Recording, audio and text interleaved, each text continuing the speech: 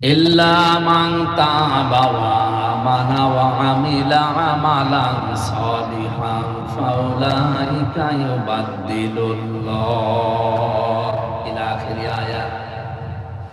সূরা ফুরকানের ভেতরে এসেছে যে মানুষগুলো বাড়ি থেকে নিয়তে বের হয়ে এসেছেন যে আল্লাহ আজকে আমি তাওবা করে পরিবর্তন হয়ে যাব, আমি এতদিন যাই করেছি না কেন আমি এখন সত্যিই ভালো হয়ে যাব, এই নিয়ত নিয়ে যারা বাড়ি থেকে বের হয়ে পর্যন্ত বসে আছেন সেই মাগরিবের পর থেকে আল্লাহ তাআলা বলেন শুধু এতটুকু নিয়ত করে শেষ করে দেয়নি, ওয়া আমিলা আমালান সালিহা, বাকি হায়াতে আমি ভালো ভালো কাজের আঞ্জাম দেব।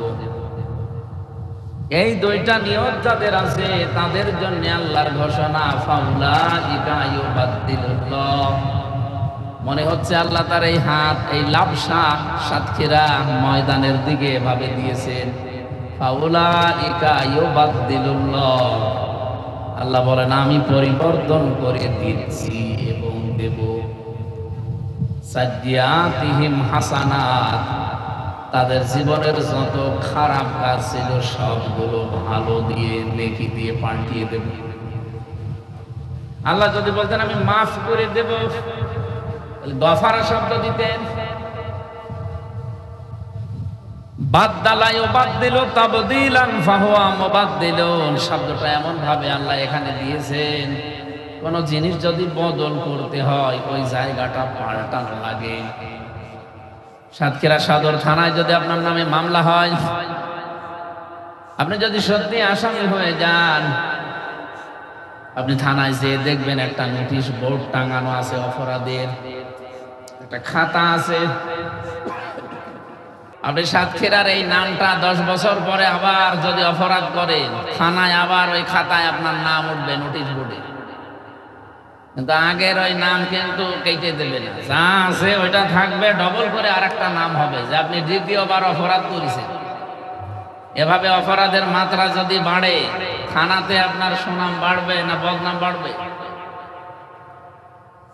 আল্লাহ রাব্বুল আলামিন বলেন আমার কোন বান্দা বান্দি অপরাধ করার পরে যদি সত্যি তাওবা করে আর ভালো হওয়ার নিয়ত করে ভালো ভালো কাজের আঞ্জাম দিতে আরম্ভ করে, এই দুইটা শর্ত যার জীবনে পাওয়া যাবে ওর জীবনের ভালো কাজগুলো আমি আল্লাহ সাজ্জিয়াত হাসানাত দুইটাই বহু বছর, একটা অপরাধ আর বাকি রাখা হবে না, যতগুলো অপরাধ মাফ করা হবে পুরাটা জায়গা নেকি দিয়ে পরিবর্তন করা হবে। এই জন্য ঘন্টা খানিক সময় একটু ব্যয় করেন, দেখেন। আজকের আমার আলোচনার বিষয় আমি আগে থেকেই বলে দেই, এই পৃথিবীতে 10 প্রকার মানুষকে আল্লাহ সবচাইতে বেশি পছন্দ করে, ভালোবাসে। এমনিতেই পছন্দ করা আর অধিক পছন্দ, অধিক প্রিয়, অধিক ভালোবাসা, এটা কিন্তু আলাদা জিনিস। আমরা আজকের তেলাওয়াতকৃত আয়াতের ভেতরে যদি আসাধ্য ইসমে তাফসিল না দিয়ে সাদ্দন শব্দ দিত বা সিদ্ধন দিত, আপনি বিশ্বাস করেন এই আয়াত আমি এখন পড়তাম না। এমন সুন্দর শব্দ আল্লাহ চয়ন করে আমাদেরকে জানিয়েছেন। আজকে আপনি মিলিয়ে নেবেন এই 10 শ্রেণীর মানুষের আপনি কোন প্রকারে আছেন। যদি থাকতে না পারেন আজকে থেকে চেষ্টা করা লাগবে ইনশাআল্লাহ। বলেন বলেন। আয়াতে বর্ণিত দুইটা বিষয় অলরেডি পেয়েছে, ইল্লা মান তাবা, তবে যারা তাওবা করবে। এখন এই তাওবাটা কি? বিশেষ করে বাংলাদেশ, ভারত, এই দুইটা দেশের মানুষের তাওবা কোরআন হাদিসের সাথে আমি মিলিয়ে পাই না। কারণ তাওবা আর ইস্তেগফার এটা কিন্তু এক জিনিস না। ইস্তেগফার মানে ক্ষমা চাওয়া আর তাওবা মানে ফিরে আসা। আমি কি ইস্তেগফার নিয়ে আলোচনা করছি না তাওবা নিয়ে? বলেন বলেন। যারা বাড়ি থেকে ইস্তেগফার করবেন বলে এসেছেন তাদের জন্য আমি বলি নাই, যারা তাওবা করবেন বলে এসেছেন বসে আছেন তিনটা বিষয় আপনাকে মানা লাগবে। প্রথমে এক নাম্বারে স্বীকার করা লাগবে, তাওবা যদি আপনি করতে চান। অপরাধ করার পরে যদি কেউ স্বীকার না করে, তার তাওবা জীবনেও হবে না। হ্যাঁ, এখন আপনি এই অপরাধটা স্বীকার করবেন কোথায়? মসজিদে যেন, কাবা শরীফে যেন, খানকায় যেন।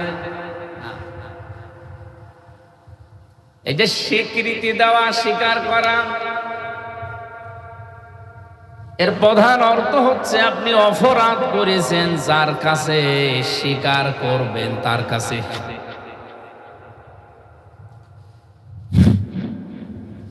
লা ইউকাল্লিফুল্লাহু নাফসান ইল্লা উসআহা লাহা মা কাসাবাত ওয়া আলাইহা মাকতাসাবাত রব্বানা লা তুআখিযনা ইন নাসিনা আও আখতানা।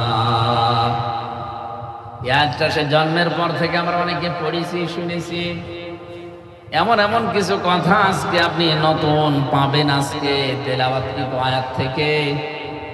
আল্লাহ পাক একটা শব্দ দিয়ে হেদায়েত মানুষকে দিতে পারে। আমাদেরকে যেন এই মাহফিলটা হেদায়েতের জারিয়া বানিয়ে দেন, বলেন আমিন। এখানে নিসিয়ান এবং খতায়া দুইটা শব্দ আছে।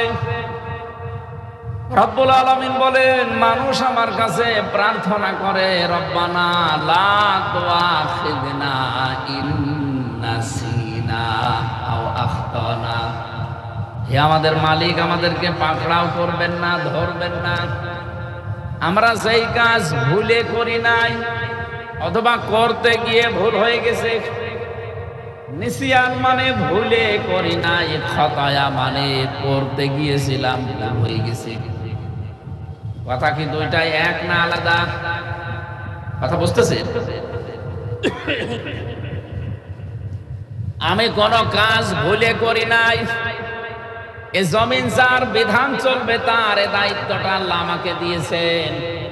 আমি মানুষ হিসাবে আমার এক নাম্বার কাজ হবে কুনতুম খায়রা উম্মাতিন উখরিজাত লিন্নাস। এই শব্দটা একটা নতুন শব্দ পাবেন এখানে। এতদিন শুনেছেন কুনতুম খায়রা উম্মাতিন উখরিজাত লিন্নাস। আল্লাহ শুধু আমাদেরকে মুসলমানদের জন্য বানাননি। এই পৃথিবীতে আমরা উত্তম হব তখন আমাদের দ্বারা যখন মানুষের উপকার হবে। আল্লাহ এখানে লিন্নাস না দিয়ে লিল মুসলিমিনা দিতে পারতেন, অথবা লিল মুমিনিনা দিতে পারতেন, যে মুমিনদের জন্য পাঠিয়েছি তোমাদের, মানুষ মুসলিমদের জন্য না। লিন্নাস মানুষ পদবাচ্যে যারা বিবেচিত, এই মানুষগুলোর উপকারের জন্য আমি তোমাদেরকে বানিয়েছি, পাঠিয়েছি। তাহলে আমি মানুষ হিসাবে আল্লাহর কাছে পরিগণিত হব। ওই সময় আমার দাম, আমার মর্যাদা বৃদ্ধি পাবে। ওই সময় আমি মানুষ হয়ে যদি মানুষের উপকারে আসি। পৃথিবীতে মানুষের সবচাইতে বড় উপকার করেন আল্লাহ তখন যখন তার দ্বারা এই জমিনে দিন কায়েমের কাজ হয়। এই জন্য দুনিয়ায় যত কাতার আছে, কাতার মানে কাতার দেশ না, এই পৃথিবীতে যত কাতার হয় সারিবদ্ধ ভাবে দাঁড়ালে আমরা কাতার বলি। যত কাতার এই পৃথিবীতে আছে, দুইটা কাতার সব চাইতে আল্লাহর কাছে পছন্দনীয়, প্রিয়। এক নাম্বারের কাতারের নাম যারা সীসা গলা প্রাচীরের মতো কাতারবদ্ধ হয়ে জমিন যার, আইন চলবে তার, এই জন্য চেষ্টা করে। এ বাংলাদেশে হাজারো দলের, হাজারো মতের লোক থাকতে পারে, কিন্তু সবাই জমিন যার, আইন চলবে তার এই কাজ করে না। অনেকে জমিন যার, আইন চলবে বাবার, আইন চলবে আমার নিজের, এইরকম মন মানসিকতায় কাজ করছে। আমি আপনার বিবেকে ধাক্কা দিতে চাই, 5 ঘন্টা ওয়াজ শোনা লাগবে না, 5 মিনিট ভালো করে শোনেন। আল্লাহ পাক বলেন এই প্রথম কাতারটা এত বেশি আমার কাছে পছন্দনীয়, আমি আল্লাহ এত বেশি ভালোবাসি, কোরআনে আয়াত নাযিল করে এটা আমি কোট করে দিয়েছি, ইন্নাল্লাহা ইউহিব্বুল্লাযীনা ইউকাতিলুনা ফি সাবিলিহি সাফফান কান্নাহুম বুনয়ানুম মারসুস। অবশ্যই আমি আল্লাহ তাদেরকে সবচাইতে বেশি ভালোবাসি, পছন্দ করি, মহব্বত করি, যারা সীসা গলা প্রাচীরের মতো ঐক্যবদ্ধ হয়ে জমিন যার বিধান চালাবে তার, এই জন্য যারা চেষ্টা করে। আমি নাম বলছি না, কিন্তু যারা করছে অবশ্যই আল্লাহ তাদের আপনার চাইতে বেশি ভালোবাসে। কোরআনে কারিমের আয়াতটা আমি 1000 বারের উপরে পড়েছি, এখনো পর্যন্ত পড়লে আমার কাছে একটা আশ্চর্য তথ্য বের হয়, আন আকিমুদ্দিন ওয়ালা তাতাফাররাকু ফি। আল্লাহ বলেন যত বিধান আমি জমিনে দিয়েছি তোমাদের কাছে, নামাজ পড়া, রোজা রাখা, হজ করা, যাকাত দেওয়া, সত্য কথা বলা, এরকম 500 বিধান আছে। এই 500 বিধান কোন কোনটা জমিনে কায়েম করার জন্য আদেশ দিয়েছি, তবে যেইটার ব্যাপারে মত পার্থক্য করা হারাম, দল আলাদা হয়ে যাওয়া নিষেধ, সেই ব্যাপারটাই এইটা আকিমুদ্দিন একটু শেষ করে দেয়নি, ওয়ালা তাতাফাররাকু ফি। এ জমিন যার, দিন কায়েম করবেন আপনি, কিন্তু এ বিষয়ে কোনো ফতোয়াবাজি, মত পার্থক্য, দলাদলি করা যাবে না। এই কথাটা বলার পরে আল্লাহ যদি শেষ করে দিতেন, আয়াতের অর্থ অস্পষ্ট থাকতো। আল্লাহ পাক বলেন, হে নবী, এই কথাটুকু বলার পরে আমি যদি শেষ করে দিতাম আপনারও শত্রু থাকতো না, কিন্তু এই কথাটা শেষ করি না, এরপরে আরো 2টা বাক্য আমি লাগিয়ে দিয়েছি আয়াতে, কাবুরা আলাল মুশরিকিনা মা তাদউহুম ইলাইহি। এ জমিন যার, আইন চালাবেন তার, এই কথা যদি আপনি বলেন, এই কথাটা শুনলে সবচাইতে বেশি খারাপ লাগবে, মন খারাপ হবে, আপনাকে মারতে আসবে, তেড়ে আসবে তারা যারা মুশরিক। তাদের কাছে জীবনও আপনার এই কথা পছন্দ হবে না, অপছন্দ হবে তাদের কাছে। এই আয়াত আমি এখন কেবল বানালাম, এই কথা বলে না। সূরা সূরার 13 নম্বর আয়াতের শেষের দিকে আছে, আল্লাহ বলেন, কাবুরা আলাল মুশরিকিনা মা তাদউহুম ইলাইহি। এটা খারাপ লাগবে সবার কাছে না, আমির হামজা না, এখানে আব্দুর রাজ্জাক না, মনোয়ার হোসেন না, আছে কেউ এই পৃথিবীতে বলবে জমিন যার, আইন চলবে তার, এটা শুনলে মন খারাপ করবে, খারাপ লাগবে শুধুমাত্র মুশরিকদের। আপনার কাছে কথা শুনলে কি খারাপ লাগে না? মানে যদি না লাগে আপনি ধন্যবাদ দিচ্ছি, যদি লাগে, খারাপ মনে হয়, যদি রাজনীতির মনে হয়, তাহলে মনে করবেন আপনি শিরিক করছেন, আর শিরিক করলে মানুষ মুশরিক হয়ে যায়, এই কারণে আপনার কাছে এই কথাটা খারাপ লাগে। প্রশ্ন আসতে পারে, কই আমি তো শিরিক করি না, আপনি টের পাচ্ছেন না? তাই অবশ্যই আপনি যে কোনো ভাবে শিরিক করে ফেলছেন, হয় আপনার ইবাদতে শিরিক হয়ে যাচ্ছে, আপনার ব্যবসায় শিরিক হয়ে যাচ্ছে, আপনার ঈমান আনার ভেতরে শিরিকের মিশ্রণ আছে। শিরিক যদি না করেন আপনি তো মুশরিক হবেন না, আর মুশরিক না হলে জীবনও আপনার কাছে খারাপ লাগবে না। শয়তান এখনো এত পাগল হয়নি যে সাতক্ষীরা এসে মুসলমানের কাছে কথা বলবে, ওই আমির হামজা, এই যে মাটির মূর্তি সেজদা দে। জীবনেও শয়তান বলবে না আমারে, কারণ জাতে মাতাল হলো, তাহলে ঠিক আছে। ও খুব ভালো করে জানে যে আমির হামজারে যদি কিয়ামত পর্যন্ত ওয়াজ করি, ধোকা দেই যে মূর্তি পূজা করা লাগবে, মরে যাবে, তাও মূর্তি পূজা করবে না। কিন্তু মূর্তি পূজা করলে শিরিক হয়। কি হয় বলেন না কেন? শিরিক করলে মানুষ মুশরিক হয়। মুশরিক হলে জান্নাত হারাম, জাহান্নাম ওয়াজিব। এ পর্যন্ত ঠিক আছে? এই কথা বললেন না কেন? ঠিক আছে না? যে তিনটা ধাপ বললাম, মানুষ যদি শিরিক করে সে হলে মুশরিক, আর মুশরিক হলে সে জাহান্নাম। জান্নাত হারাম, জাহান্নাম ওয়াজিব। এত রাগান্বিত হয় আল্লাহ মুশরিকদের কাজ কারবারে। একটা উদাহরণ বলি, আপনি বিয়ে করেছেন, এখন যদি বাড়িতে যেয়ে দেখেন আপনার স্ত্রীর কাছে পাশের বাড়ির একজন সলিমদ্দি শুয়ে আছে, ও কিছু করে নাই, এমনি শুয়ে আছে, আপনার দেখে ভালো লাগবে? আমার মনে হয় যা পাবেন হাতের কাছে তাই দিয়েই মেরে ফেলবেন, পিটিয়ে। নতুন বউ, তারপরও মেরে ফেলবেন। আপনি কি এমন কি করেছেন? খালি কবুল বলে বাড়িতে নিয়ে এসেছেন, এখন দেন মোহর ওষুধ দেননি। এই জন্য যদি আপনার এত রাগ হয় অন্য কেউ আপনার স্ত্রীর কাছে আসলে, আল্লাহ বলেন এই পোড়া আমির হামজার বডিটা আমি বানিয়েছি। কে?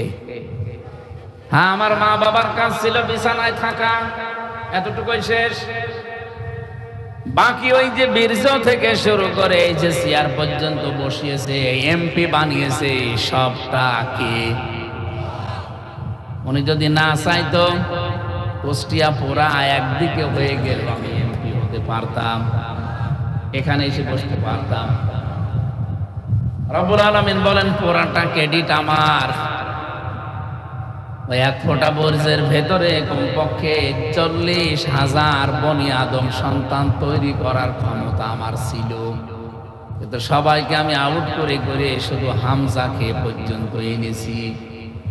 এই হামজা যখন অন্য কারোর সাথে মিলে আমি আল্লাহকে ডাকে, আমি আল্লাহর ঠিক ওই পরিমাণে রাগ হয় যেমন স্বামী রাগ করেছিল। শিরকটা কত মারাত্মক আল্লাহর কাছে। হযরতে লোকমান যে চিরন্তন হয়ে আছে একটাই মাত্র কারণ, তিনি তার সন্তানকে আমার আল্লাহর পরিচয়ে শিরকের বিষয় বলেছিলেন। وَإِذْ قَالَ لُقْمَانُ لِابْنِهِ وَهُوَ يَعِظُهُ يَا بُنَيَّ لَا تُشْرِكْ بِاللَّهِ إِنَّ الشِّرْكَ لَظُلْمٌ عَظِيمٌ। হযরত লোকমানের এই কথাটা আমার আল্লাহ এত বেশি পছন্দ করেছে, তাফসীর পড়তে গিয়ে তার চেহারার একটা বর্ণনা দেখছিলাম। ঠোঁটগুলো ছিল ঝোলা, মাথার চুল ছিল কেকড়ো টুকরা টুকরা, এরপরে গায়ের রং ছিল হাড়ির তলা যেরকম, ওর চাইতেও বেশি কালো। বলেন তো এই যে কোয়ালিটি গুলো বললাম তার শরীরের, একবার দেখলে আর একবার দেখতে মন চাবে। মানুষটাকে আল্লাহ এমন চিরন্তন করে দিয়েছে, তার নামে 4 পৃষ্ঠার একটা সূরা আছে কোরআনে, 34টা আয়াত সম্বলিত একটা সূরা দিয়েছেন পুরা কোরআনে, যারা এক একটা অক্ষর পড়লে কমপক্ষে 10টা করে নেকি পাওয়া যায়।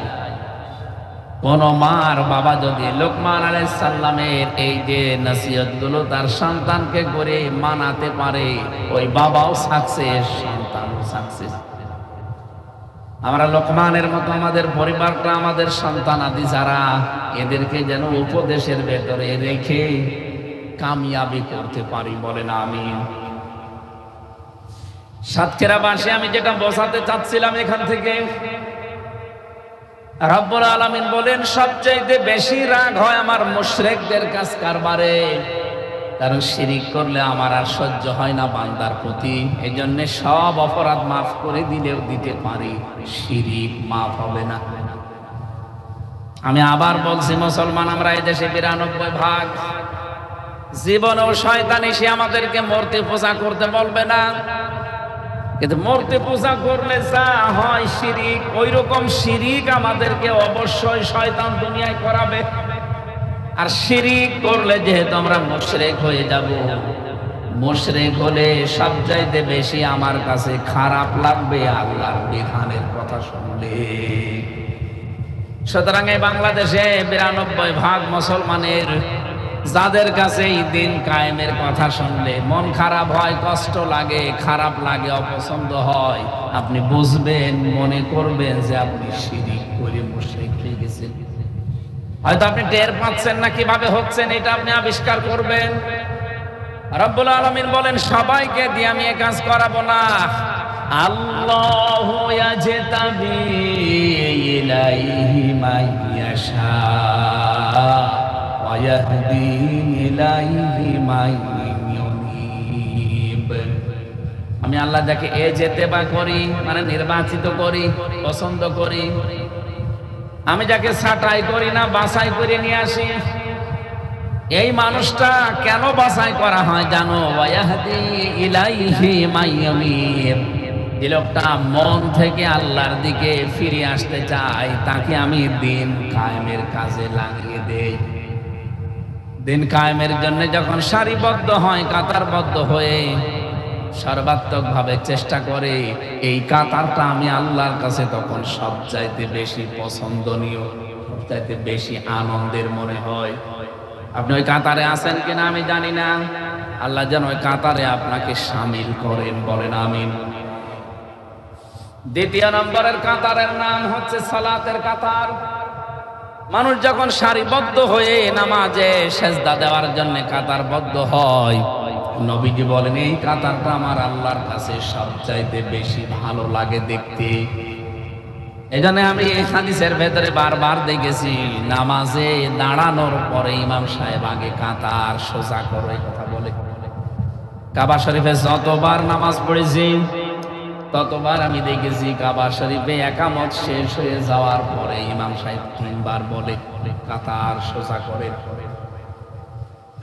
ওই সময় বুঝতাম না 16 সালে, কিন্তু এই 10 বছর পরে এখন আমি বুঝি যে কথাটার গুরুত্ব কি।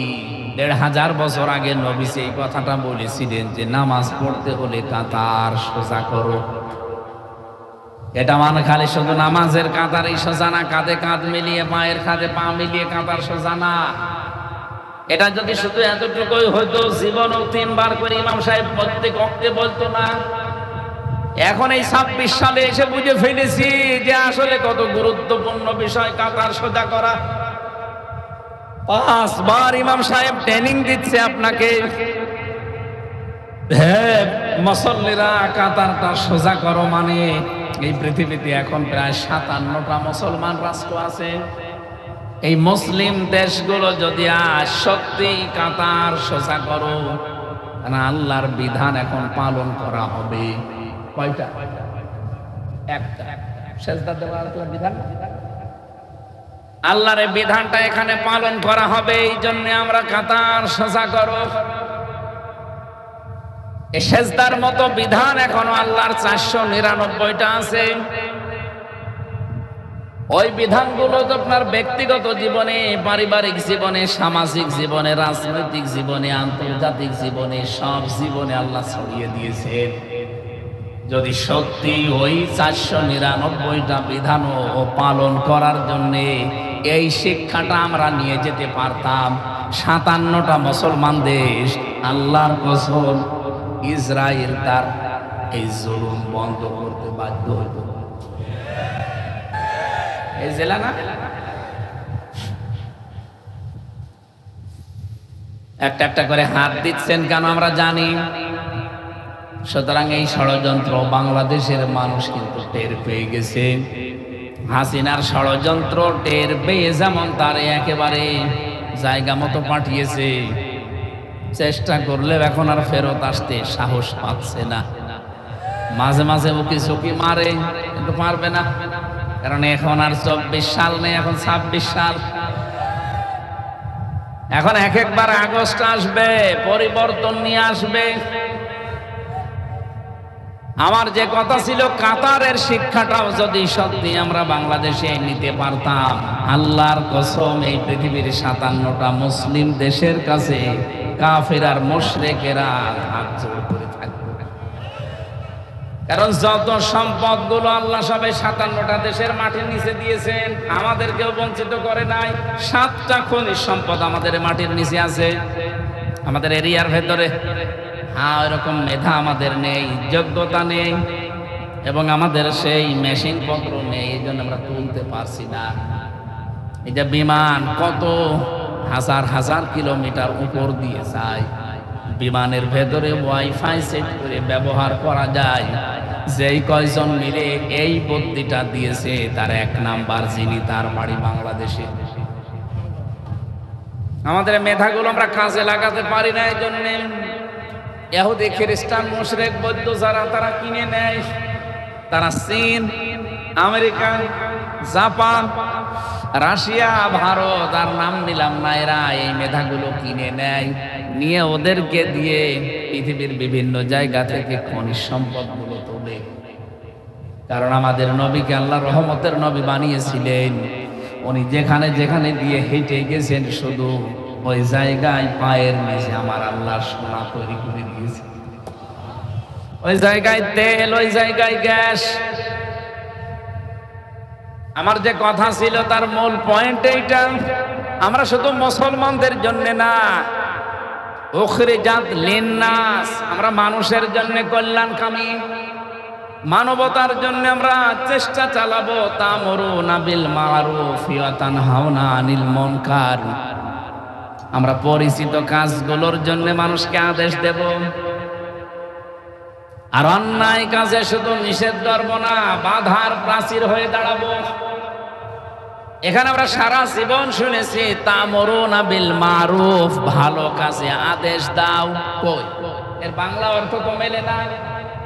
আলেম যারা আছে তাদেরকে জিজ্ঞাসা করেন তো, তা'মুরুনা বিল মা'রুফ মানে ভালো কাজে আদেশ দাও না, মিলছে না। ভালো কাজ পেলেন কোথায় এখানে?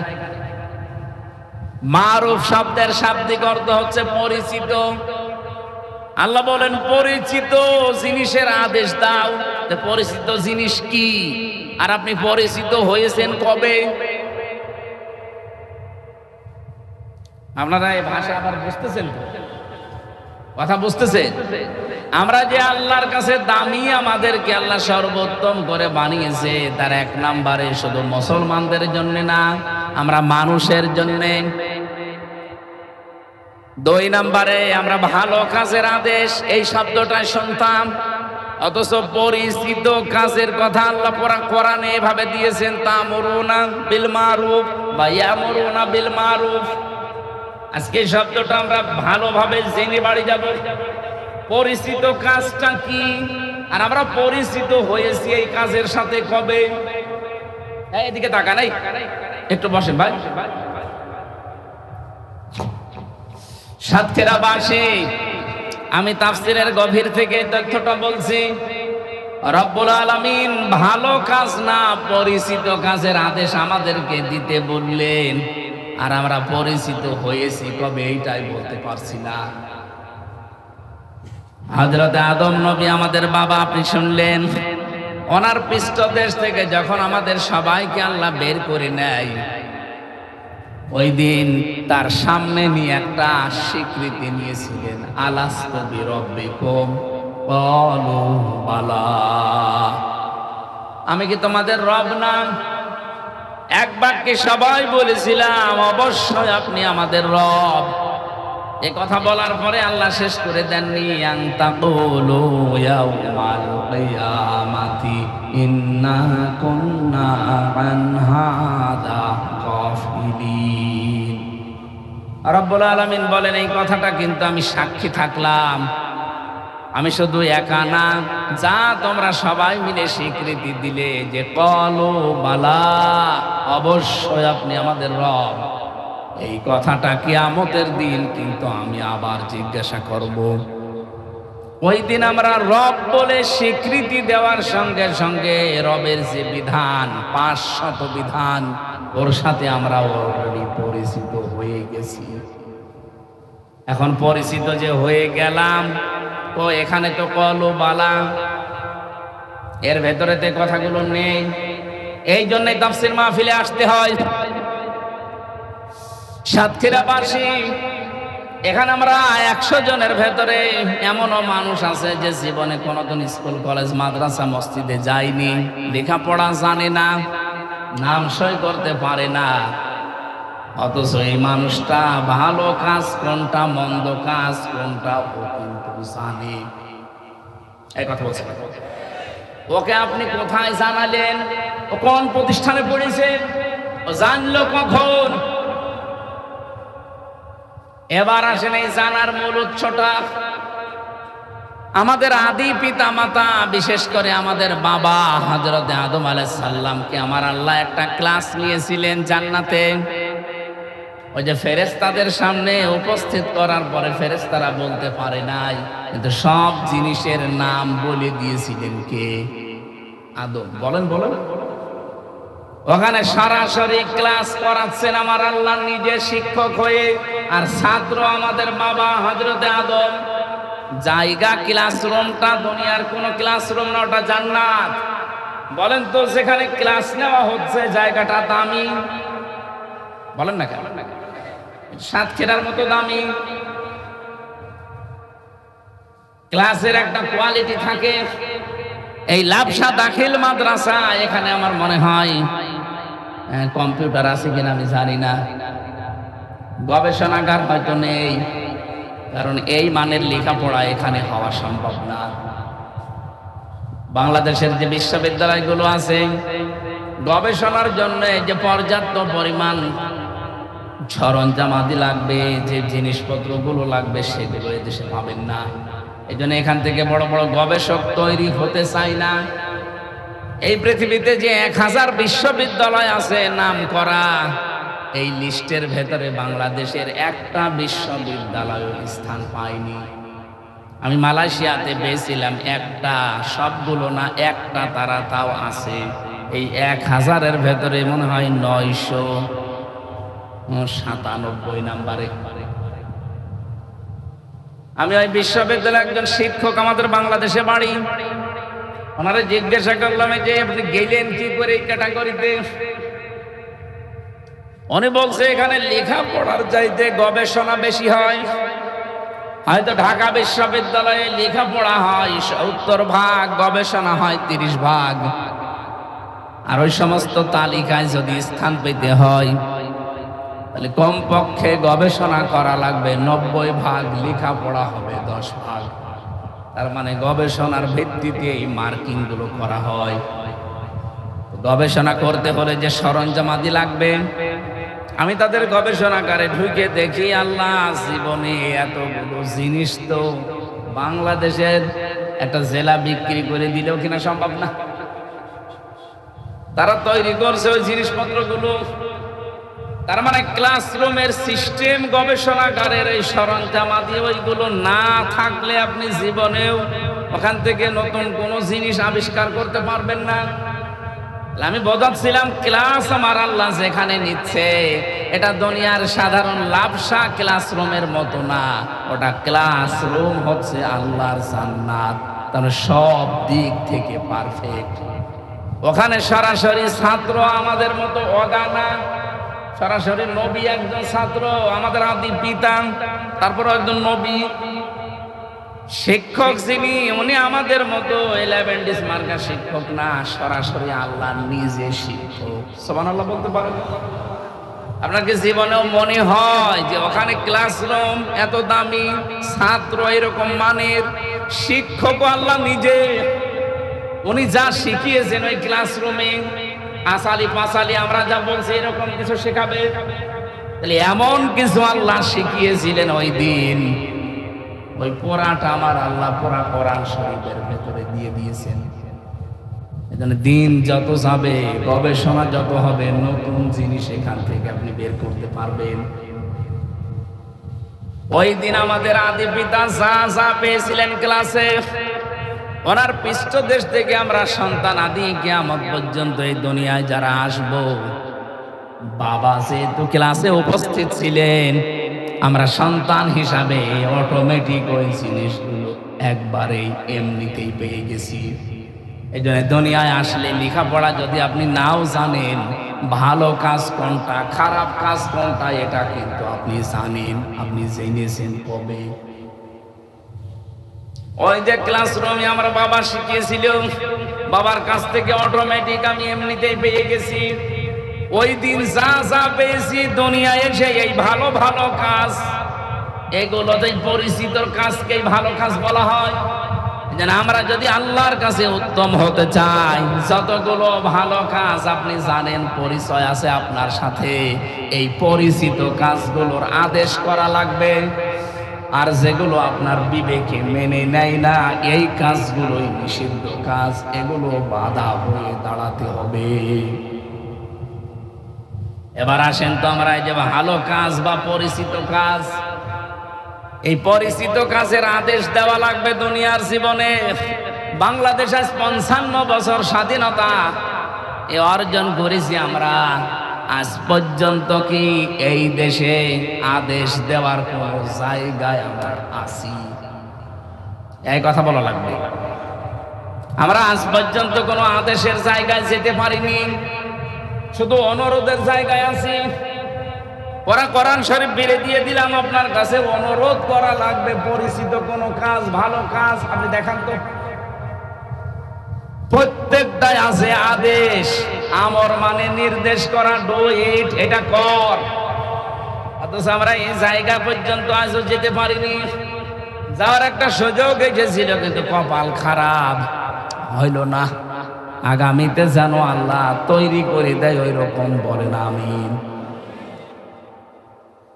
যেই কথার সূত্র ধরে পর্যন্ত আমার আশা, সাতক্ষীরাবাসী, সুতরাং যারা এই যে স্বীকৃতি দেওয়ার নিয়ত নিয়ে এসেছেন, অপরাধ করলে স্বীকৃতি দেওয়া, কিন্তু এই স্বীকার করা লাগবে কার কাছে? অপরাধ করিয়েছেন যার কাছে। আমরা অপরাধ করি একজনের কাছে আর স্বীকার করি আরেকজনের কাছে, এটা জীবনেও তওবা হয় না। বাংলাদেশে যে যে জায়গায় আছেন প্রতিটি মানুষ যদি এই তাওবা আজকে আমরা করতে পারতাম যে আমি যার কাছে অপরাধ করেছি স্বীকার করব তার কাছে, বাংলাদেশ অপরাধ মুক্ত হয়ে যেত। প্রথম নাম্বারে তাওবার নিয়ম স্বীকার করা, শুধু আল্লাহর কাছে না, আল্লাহর কাছে অপরাধ করলে তার কাছে স্বীকার করেন, কিন্তু যেখানে আপনি অপরাধ করবেন সেখানে আপনাকে স্বীকার করা লাগবে। এই সাতক্ষীরার এক জামাই ছিল আমার সাথে ছেলে, আমি নাম নিলাম না, ওসি, বাড়ি ওনার ঝিনাইদহ। ওনারে মাঝে মাঝে আমি দেখতে যেতাম, আমারে বলছে মাওলানা আমি একটা তাওবা করেছি জীবনে, দেখেন তো আমার তাওবাটা হয়েছে কিনা। বলেন।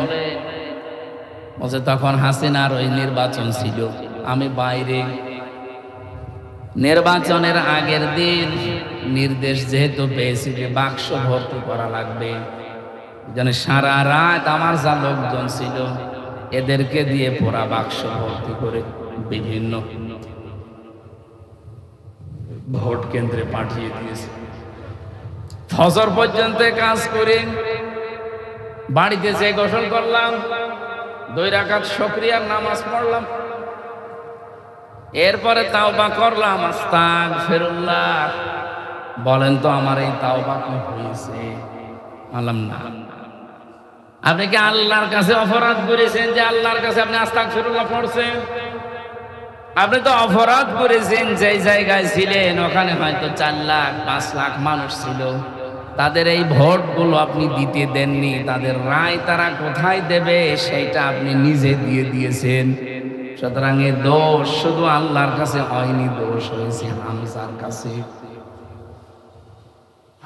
হামজার বউ যতগুলো ছিল এলাকায়, তাদের কাছে যেহেতু আপনার অপরাধ, জেল থেকে তো 8 বছর তার জেল ছিল, বের হয়ে যাওয়ার পরে এই মানুষগুলোর কাছে আপনি মাফ চাবেন। ওরা যদি মন থেকে আপনাকে মাফ করে দেয় তাহলে আপনার তাওবা কবুল হবে।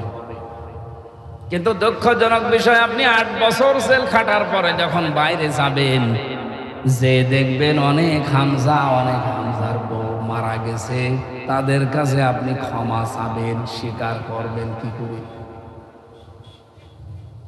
আমি এই ঘটনাটা শোনালাম এই জন্য, যেহেতু বাস্তব ঘটনা।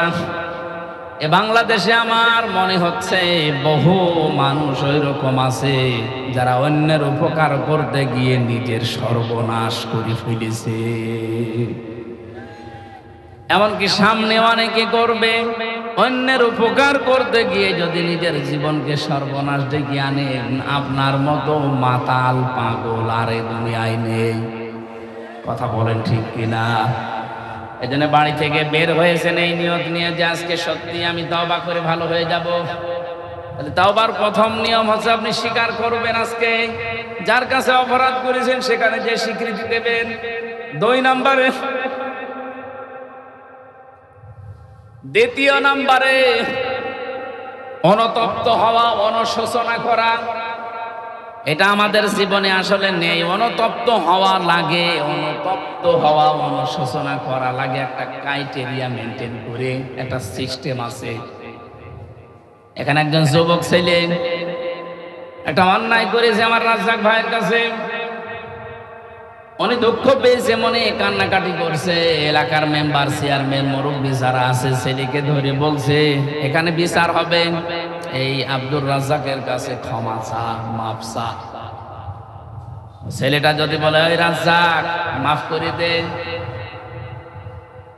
কি ক্ষমা চাওয়া হয়েছে? আপনি যদি এসে ওনার হাতটা চেপে ধরে বলতেন যে চাচা ভুল হয়ে গেছে, জীবনে আর করবো না, আমারে মাফ করে দেন। আগেরটাও তো মাফ চাওয়া, আমার এটাও মাফ চাওয়া, দুইটাই কি এক? আপনাকে অনুশোচনা করা লাগবে, অনুতপ্ত হওয়া লাগবে। যত বেশি মানুষের জীবনে অনুশোচনা আসবে, অনুতপ্ত, এই নিয়মটা যত বেশি তার জীবনে পাওয়া যাবে, দিনের পর দিন তার জীবনে আল্লাহ নিয়ামতগুলো বৃদ্ধি করতে থাকবে। হযরত নূহ আলাইহিস সালামের জীবনী পড়ে দেখবেন, সূরা নূহর ভেতরে আছে হযরতে নূহকে আল্লাহ বলেছিলেন ইস্তেগফার করো, ক্ষমা চাও, আমি আল্লাহর কাছে কয়েকটা জিনিস তোমাকে আমি দিয়ে দেব। এটা নূহ আলাইহিস সালামকে শুধু আল্লাহ পাক বলেননি, কিয়ামত পর্যন্ত যারা এরকম ইস্তেগফার করবে, স্বীকার করবে, অনুতপ্ত হবে নিজের জীবনের অপরাধের জন্য, মহান আল্লাহ তাদেরকে ওই নিয়ামতগুলো দিনের পর দিন বৃদ্ধি করতে থাকবে। এখানে সন্তানাদির কথা আছে, ফসলাদির কথা আছে, ক্ষমতার কথা আছে, বৃষ্টির কথা আছে। এগুলো সব নিয়ামত আমার আল্লাহ আমাদেরকে দিনের পর দিন আরো বৃদ্ধি করতে থাকবে যদি সত্যি আমরা জীবনের অপরাধের জন্য অনুতপ্ত হই, অনুশোচনা করি।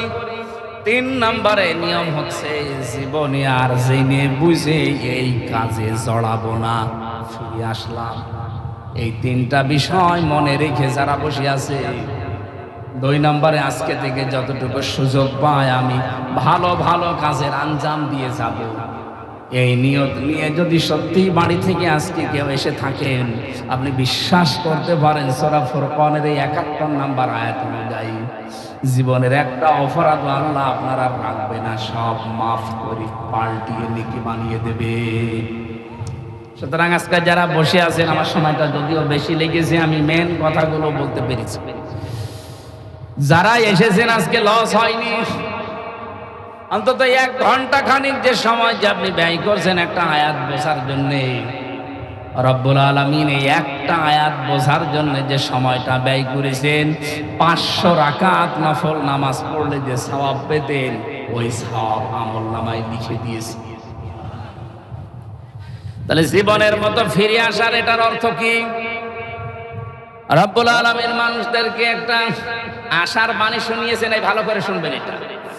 এটা সূরা জুমারের 53 নম্বর আয়াতে পাবেন, ওলিয়া ইবাদিয়াল্লাযীনা আসরাফু আলা আনফুসিহিম লা তাকনাতু মির রাহমাতিল্লাহ ইন্নাল্লাহা ইয়াগফিরুদ যুনুবা জামিআ ইন্নাহু হুয়াল গফুরুর রহিম।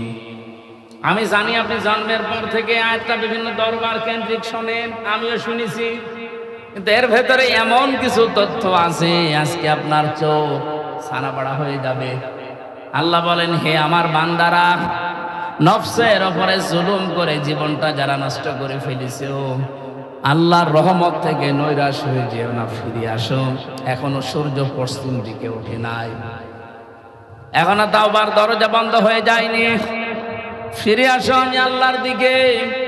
ইন্নাল্লাহা অবশ্যই আমি আল্লাহ ইয়াগফিরুয যুনুবা জামিআ, ইয়াগফিরু মুজারে জামিআও বহু বছর। তার মানে একটা অপরাধও তোমার জীবনে এখন যেমন রাখছি না, ভবিষ্যতেও রাখবো না। সব অপরাধ আমি আল্লাহ মাফ করে দিচ্ছি এবং দেব। ইন্নাহু হুয়াল গফুরুর রহিম। আল্লাহ গুরুত্বপূর্ণ দুইটা নাম এখানে নিয়েছেন। একদিকে তিনি গফুর, আর একদিকে তিনি রহিম। বলেন সুবহানাল্লাহ। কি বুঝলেন এই আয়াত থেকে? কত দরবারে গেলে আপনাকে এটা পড়ায় যে তাওবা করেন, জীবনের সব মাফ হয়ে যাবে। ওই জায়গাটা আল্লাহ নেকি দিয়ে পাল্টিয়ে দেবে।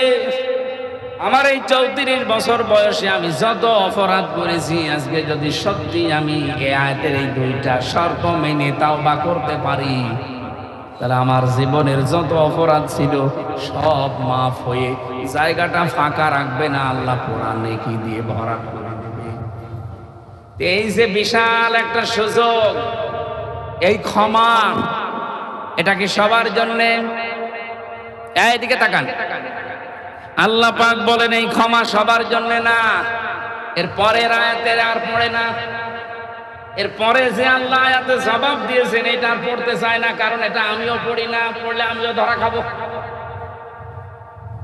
এই যে বিশাল ক্ষমার কথা শুনলেন, যে একটা গুনাহ আল্লাহ রাখবে না, সব মাফ করে দেবে। আল্লাহর রহমত থেকে নৈরাশ হওয়া নিষেধ। কাদের জন্য? এইবার শোনেন, ওয়ানিবু ইলা রাব্বিকুম ওয়াসলিমু লাহু মিন ক্বাবলি আইয়াতিয়াকুমুল আযাবু সুম্মা লা তুনসারুন। সূরা জুমারের 54 নম্বর আয়াত, ওর পরের এইটা। আল্লাহ বলেন এই ক্ষমা পেতে হলে, কোন ক্ষমা শুনলেন না? একটা অপরাধ রাখবে না, বাকি জায়গা নেকি দিয়ে ভাল্টিয়ে দেবে। এই ক্ষমা যদি দুনিয়ায় কেউ পেতে চান, দুইটা শর্ত মানা লাগবে, আর একটা সময় মেনটেন করা লাগবে। এই আয়াতে তিনটা বিষয় আছে। আবার বলছি, এটা খেলা চড়ার জন্য বলছি না, খুব গুরুত্বপূর্ণ বিষয়। ওয়ানিবু ইলা রাব্বিকুম, এই ক্ষমা পেতে হলে এক নম্বরে আপনাকে আল্লাহর দিকে ফিরে আসা লাগবে। সাতক্ষীরাবাসী শুনতে যত সহজ মনে হলো, আর আমি যত সহজে বললাম, বিষয়টা এত সহজ না। আল্লাহর দিকে সত্যিই যদি কেউ ফিরে আসতে চায়, আপনি বাস্তবের দিকে তাকিয়ে বলেন, তার থেকে অনেক কিছু দূরে সরে যাবে। আমি যদি সত্যি আজকে আল্লাহর দিকে ফিরে আসতে চাই, আমার দলীয় লোকজন এমনও আছে, তারা আমাকে কালকে থেকে আর দেখতে পারবে না। এ কথা বলছে। আমার নিজের বউ, নিজের মেয়ে দূরে সরে যেতে পারে, কারণ আমি ফিরে এসেছি একনিষ্ঠভাবে আল্লাহর দিকে। তারা তো এখনো ফেরে নাই। আমি আল্লাহর দিকে ফিরে আসতে যদি সত্যি চাই, আমার অনেক কিছু হাত ছাড়া হবে। আমার ক্ষমতাও হাত ছাড়া হয়ে যেতে পারে, আমার চেয়ারও হাত ছাড়া হয়ে যেতে পারে। সূরা বুরুজের কাহিনী আমি পড়তে গিয়ে, ওই জামানায় ওই জালিম বাদশার যে মন্ত্রী, তার মন্ত্রিত্ব পর্যন্ত ছেড়ে দিয়েছিল আল্লাহর দিকে ফিরে আসার কারণে। একজন মন্ত্রী তার মন্ত্রিত্ব ছেড়ে দিয়ে সাধারণ মানুষের কাতারে এসে দাঁড়িয়েছে, কারণ সে ফিরে এসেছে আল্লাহর দিকে, ওই জালেমদের পক্ষপাত দিয়ে। আজও বাংলাদেশে ঠিক ওই অবস্থায় চলছে। তাওবা করে যদি সত্যি ভালো হতে চান, ওই লোক দেখানো আস্তাগফিরুল্লাহ পড়া বাদ দেন। আমি তাওবা করেছি, ভালো হয়ে গেছে না, এটা বাদ দিয়ে ফিরে আসতে হবে আল্লাহর দিকে। আর আসতে হলে জীবনে বহু কিছু ছাড়া লাগতে পারে। আমার হারাম ইনকাম কালকে থেকে বন্ধ হয়ে যাবে। আমি মরণের পরে এই সম্পদ কত অবৈধ জায়গায় ব্যয় হবে, এটা কি আমার হিসাব আছে? তাহলে একদিকে অবৈধ কামাইয়ের জন্য বিশাল পাহাড় তৈরি করে গেলাম, গুনার শাস্তি হতে থাকবে। 2 নম্বরে, যতদিন এই সম্পদ দুনিয়ায় টিকে থাকবে, যত অবৈধ কাজে আমার মেয়ে, আমার মা বাবা, আমার বউ ব্যয় করবে, তার একটা অপরাধের ভাগ আমার কবরে যেতে থাকবে। তার মানে শাস্তি হবে ডবল। আমার তো মনে হয় বাংলাদেশে বহু মানুষ এরকম ডবল শাস্তির উপযুক্ত হয়ে যাচ্ছে। বিশেষ করে 1628 জন, ওই 350 এমপি, পরশুদিন তো আবার সংসদ না জানে বসবাস চেপে ধরে কিনা।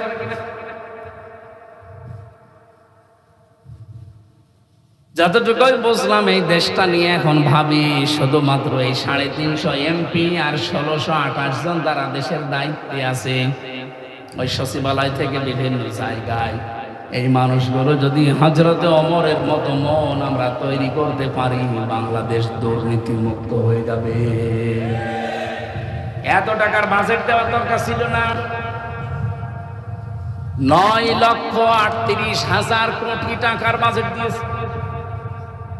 বাংলাদেশের রাজস্ব যে আয় কর দিয়ে আমি হিসাব করে দেখলাম সর্বোচ্চ 6 লক্ষ কোটি টাকা কালেকশন হতে পারে, এরপরে আর সম্ভব না। বাকি টাকা কি ফেরেশতারা দিয়ে যাবে?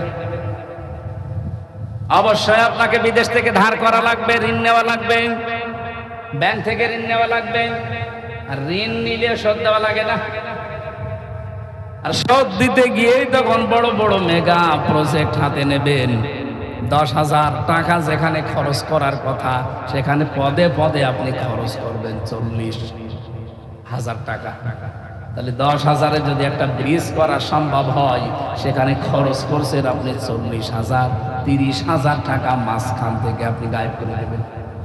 এই জন্যই তো দেশের অবস্থা এই। সাংবাদিক প্রশ্ন করার পর আমি এইটাই বলতে চেয়েছিলাম সংসদের সামনে, যে এত বাজেট দেওয়া ঠিক হয়নি। যতটুকু পারেন আপনি অতটুকু নিয়ে কাজ করলে আপনি অবশ্যই সাকসেস পর্যন্ত না যেতে পারলেও কাছাকাছি যেতে পারবেন। আপনাদের মমিন সাহেব আগে আবার ওয়াজ করতো যে পেছনের আন্দাজ বুঝে আঠি গিলা দরকার। এমন আম খেয়েছেন যে পেছন দিয়ে আর বের হচ্ছে না, শেষে চিড়ে বের করা লাগবে। যা নিয়েছেন জীবনেও পারবেন না। আরে ভাই, বাস্তবতার বাইরে তো আপনি যেতে পারবেন না। ওই বাকি টাকাগুলো কোথায় পাবেন বলেন তো? কেউ দেবে আপনাকে ধার ছাড়া?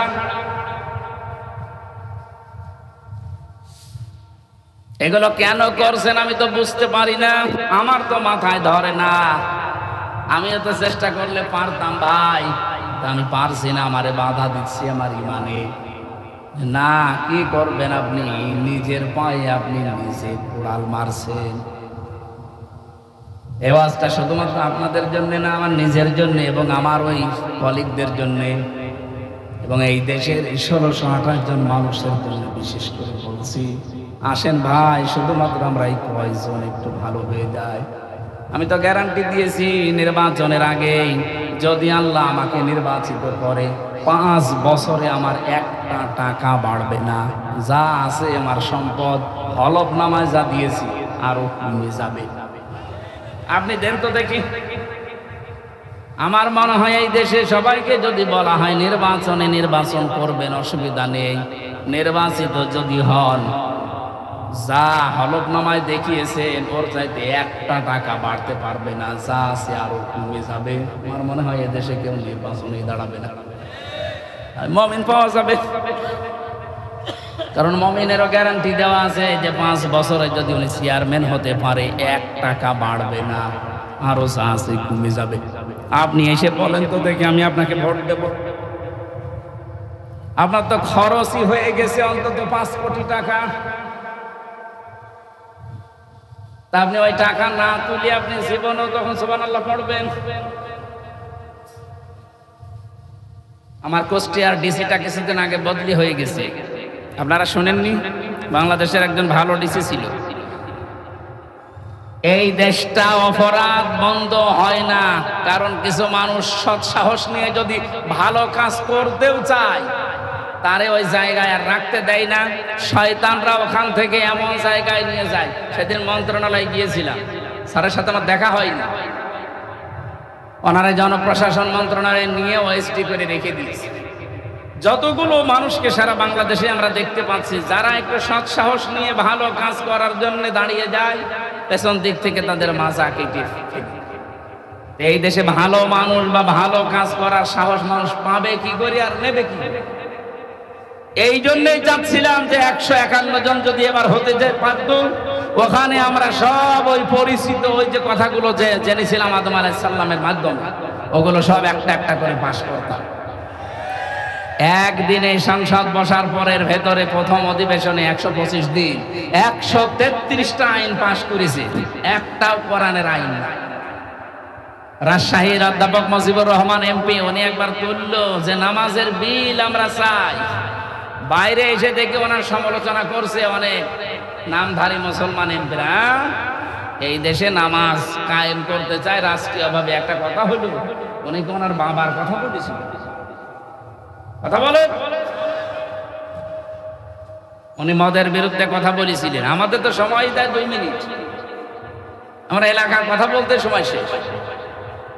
এই মাদকের বিরুদ্ধে সরকার 0 টলারেন্স ঘোষণা করেছে। আমিও একটু সময় পেয়ে 2 মিনিটের 1 মিনিট বললাম যে এই বাংলাদেশে যত জায়গায় মাদক আছে, বিশেষ করে কুষ্টিয়াতে নাম করা 2টা জায়গা, লালন শাহের মাজার আর সলেমান শাহর মাজার, এই 2 জায়গায় সারা দেশ কুড়িয়ে আপনি যা গাঁজা পাবে তার যাতে বেশি গাঁজা পাওয়া যাবে এই 2 মাজার।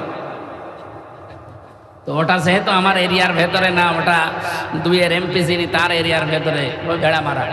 আর আমার পাশে এই যে লালন শাহজি, এখানে পুলিশ পাহারা দিয়ে গাঁজা খায়।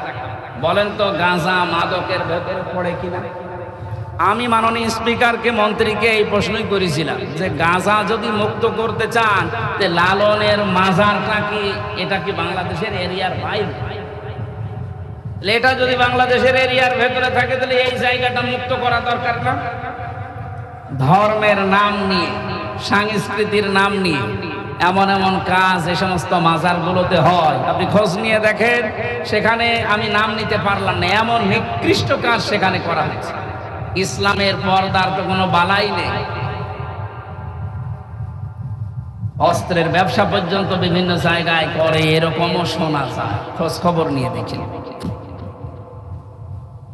সিলেটের শাহজালাল রহমতুল্লাহ আলাইহির মাজার নিয়ে সরকার একটা উদ্যোগ নিয়েছে, সাধুবাদ জানাচ্ছে। এটা সারা বাংলাদেশের মাজার নিয়ে নেওয়া দরকার। এটা আমি এক সংসদ সদস্যর কাছে শুনলাম যে ওই জায়গাতে নাকি যা টাকা পয়সা কালেকশন হয়, এটা মাদ্রাসা এতিমখানা আছে, ওখানে দেওয়া হবে। ওখানে কোনো 2 নাম্বারই আর এখন কেউ করতে পারবে। উদ্যোগটা ভালো। সারা বাংলাদেশে নলতার একটা আছে না, এরকম যত বাংলাদেশে মাজার আছে 48,000-এর উপরে। আমরা চাই সব জায়গা থেকে অনইসলামিক যত কাজ আছে সব বন্ধ হোক। আল্লাহর ওলিদের এই মাজারগুলো সংরক্ষিত থাকুক। মানুষ সেখানে যাবে দোয়া করার জন্য, সেখান থেকে দোয়া চাওয়ার জন্য। কারণ যে পড়ে আছে সে তো অসহায় হয়ে পড়ে আছে আপনার চাইতে, আপনি তার কাছে কি কারণে চাইবেন? আল্লাহর ওলিদের এই মাজারগুলো সংরক্ষিত করার মাধ্যমে এখানে যদি টাকা পয়সা, দান, সাদকা, মান্নত কোনো কিছু আসে, এগুলো এতিমদের মাঝে, যারা অসহায় তাদের মাঝে বিলোপন করা দরকার। তাহলে এই ভণ্ডামিগুলো কমে যাবে। আমি এইটা বলেছিলাম মন্ত্রীর কাছে, আর উনি জবাব দিল কি? আমি নিজেই আবার বলতে গেলাম যে আমি প্রশ্ন করলাম কি, আর আপনি জবাব দিলেন। আমার প্রশ্নের জবাব হয়নি। প্রাণ প্রিয় মুসল্লি কিরাম, আমরা যেহেতু এই জগতে এখন আস্তে আস্তে সংসদ নিয়ে, মন্ত্রণালয় নিয়ে, বিভিন্ন মানুষের কাজকর্ম নিয়ে এখন ব্যস্ত থাকা লাগে। মাহফিলের জগতে এখন আস্তে আস্তে আর আসি না। ওই শুক্র শনিবার সময় পেলে মাঝে মাঝে আসি। আপনাদের সাতক্ষীরার নাম শুনলে একটু আশা লাগে, কারণ এটা একটা মাজলুম জেলা। আমার এমনি টান বেশি এদিকে। আমি আজকের আয়াতের ভেতরে মূল কথাগুলো যতটুকু নোট করেছিলাম, এই পৃথিবীতে 10 শ্রেণীর মানুষকে আল্লাহ সবচাইতে বেশি ভালোবাসে।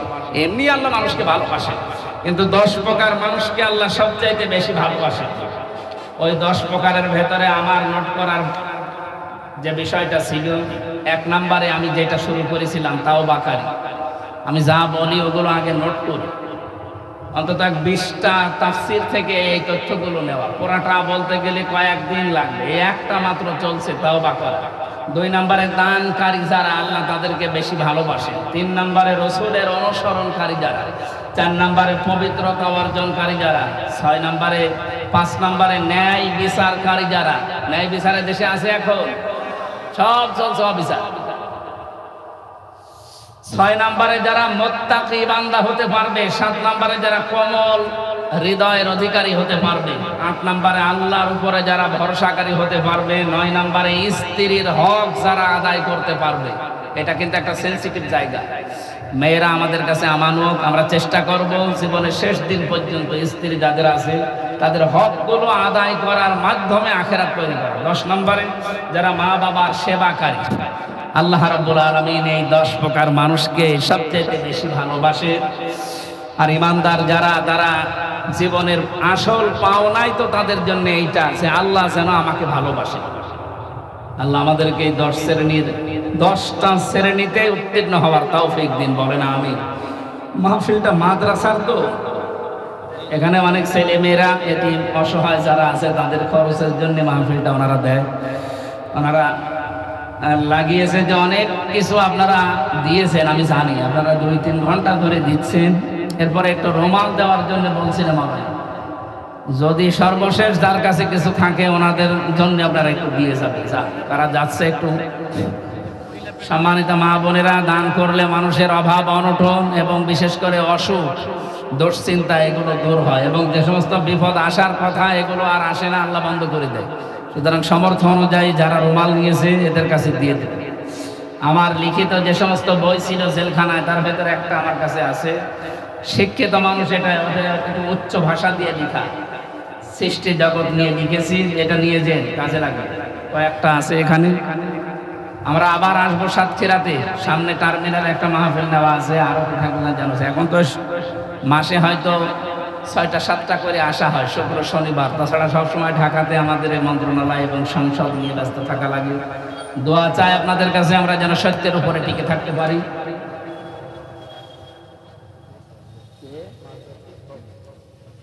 ব্যবসায়ী, মাছ ব্যবসায়ী শওকত আলী এখানে আছে? আপনি আশপাশে থাকলে একটু এখানে আসেন তো দেখি। আপনাকে ডাকছে বাড়ি চলে আসছে। প্রাণপ্রিয় এলাকাবাসী, বিশেষ করে সাতক্ষীরাকে আমি নিজের এলাকায় বলছি, দিনী ভাইরা এখন প্রায় 12টা 15 বাজে, তাহাজ্জুদের সময় চলছে। আপনারা আস্তে আস্তে বাড়িতে যান। তাহাজ্জুদের নামাজ যদি সমর্থ থাকে, সম্ভব হয় পড়বেন। আল্লাহুম্মা আমিন। রব্বানা আতিনা ফিদ দুনিয়া হাসানা ওয়া ফিল আখিরাতি হাসানা ওয়া কিনা আযাবান নার ওয়া আদখিলনাল জান্নাতা মা'আল আবরার ইয়া আজিজ ইয়া গফফার ইয়া রাব্বাল আলামিন। আল্লাহ তাআলা তোমার বান্দা বান্দীরা সাতক্ষীরার এই ময়দানে, বিশেষ করে লাবসা দাখিল মাদ্রাসার এই মাঠে কোরআনে কারীম শোনার জন্য যে আয়োজন করেছে, এখন তো এমনিতেই বৃষ্টির সিজন চলছে, পরিবেশটা আজকে তুমি ভালো রেখে কোরআনের কিছু কথা তাওবার উপরে শোনার তৌফিক দিয়েছো। 10 প্রকার মানুষকে তুমি বেশি ভালোবাসো, আল্লাহ আমাদেরকে সেই শ্রেণীতে কবুল করে নাও। কোরআনে কারিমে বর্ণিত যে তাওবা তুমি আজকে আমাদেরকে শুনিয়েছো, এই 3টা শর্ত পূরণ করে জীবনে তাওবা করার সুযোগ আমাদেরকে দান করো আল্লাহ রব্বুল আলামিন। মাহফিলের সম্মানিত সভাপতি আমার আরাফাতের ভাই আলহাজ আব্দুর রাজ্জাক সহ সম্মানিত প্রধান অতিথি মাননীয় সংসদ সদস্য মুহাদ্দিস আব্দুল খালিক সহ যত অতিথিবৃন্দ এখানে এসেছেন, যাদের মাধ্যমে এখানে এসেছে মাওলানা মনোয়ার হোসেন ভাই সহ প্রত্যেকটি আলেম ওলামাকে কবুল করে নাও।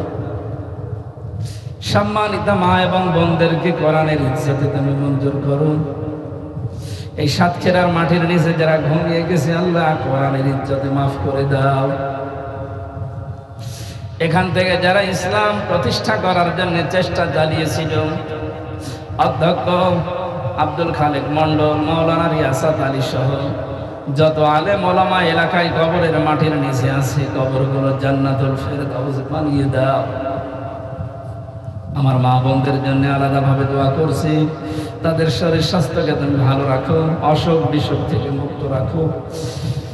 বাবা মায়ের বাড়ি ছেড়ে যারা স্বামীর বাড়িতে অশান্তিতে আছে, আল্লাহ তুমি তোমার সালাম নামের খাতিরে শান্তি দান করো। আমাদের দেশটা নিয়ে যাদের ষড়যন্ত্র হচ্ছে, সব জাল তুমি ছিন্ন ভিন্ন করে দাও। রব্বুল আলামিন, যেগুলো দায়িত্ব আমাদের মাথার উপরে দিয়েছো, সততার সাথে ইখলাস নিয়ে দুনিয়ায় যেন পালন করতে পারি, সেই তৌফিক আমাদেরকে ভিক্ষা দাও। আমি জানি মাদ্রাসার অনেক প্রয়োজন বাকি আছে।